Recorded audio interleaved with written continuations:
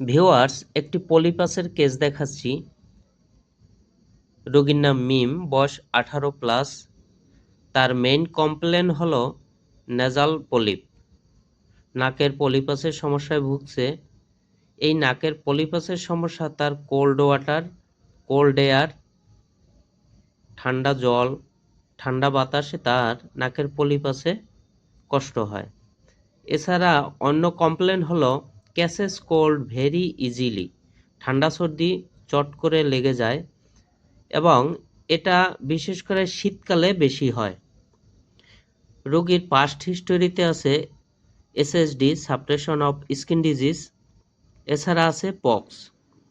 Family হিস্টোরিতে আছে তার আন্টের asthma এবং গ্র্যান্ডফাদারের cancer.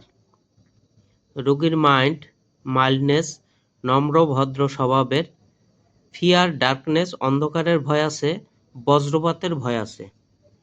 Hit cold relation chilli, শীতকাতুরের রোগী, ক্যাচেস কোল্ড ভেরি ইজিলি এবং ট্রিপল+, ঠান্ডা সর্দি লেগেই থাকে। থার্স্ট ++, সুইট++, এই ঘামটা তার হয় গলায় এবং মাথায়। Appetite normal, desire meat, egg, salt, cold drinks, ice cream, sour. Aversion onion, পিঁয়াজ পছন্দ করে না। Stool normal, urine normal. Menses too profuse, পরিমাণে অনেক বেশি হয়। ডিসমেনোরিয়া, সাথে পেটে ব্যথা থাকে। করিয়া বিফোর অ্যান্ড আফটার মেন্সেস, মাসিকের আগে পরে সাদা স্রাব লেগে থাকে। Sleep normal.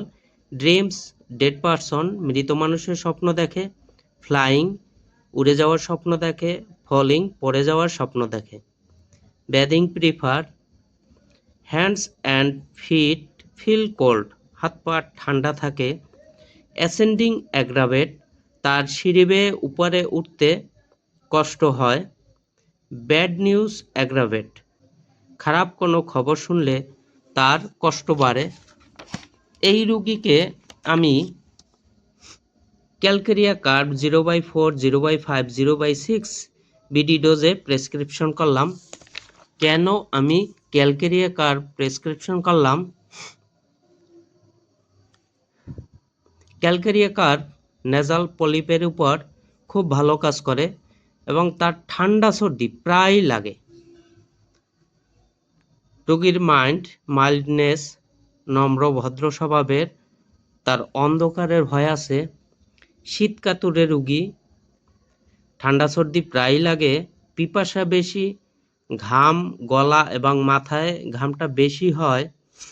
Cold drinks, ice cream, ডিম, মাংস এগুলো পছন্দ করে। এছাড়া অন্যান্য যে লক্ষণ পেলাম, hands and feet feel cold, হাত পা তার ঠান্ডা থাকে। অ্যাসেন্ডিং অ্যাগ্রাভেটস, সিঁড়ি বেয়ে উপরে উঠতে গেলে তার রোগ বাড়ে, কষ্ট বাড়ে। ব্যাড নিউজ অ্যাগ্রাভেট, খারাপ খবর শুনলে তার রোগ বাড়ে বা কষ্ট বাড়ে। তো এই রোগীর জন্য পরবর্তী আমার হাতে থাকবে থুজা। কারণ কি? রোগীর কমপ্লেন নেজাল পলিপ, অর্থাৎ একটা গ্রোথের উপর থুজা ভালো কাজ করে। ফ্যামিলি হিস্টোরিতে সাইকোটিক, শ্বাসকষ্ট আছে, ক্যান্সার আছে, অন্ধকারের ভয় আছে। রোগী শীতকাতুরে, পিঁয়াজ পছন্দ করে না। ড্রিমস ডেড পারসন, মৃত মানুষের স্বপ্ন দেখে। ফ্লাইং, ফলিং, উড়ে যাওয়ার পড়ে যাওয়ার স্বপ্ন দেখে। এই লক্ষণগুলোর উপরে পরবর্তীতে আমরা থুজা চিন্তাভাবনা করতে পারবো। আশা করি প্রথম থেকেই নাকের পলিপাসে রোগীর উন্নতি হবে। ধন্যবাদ সবাইকে।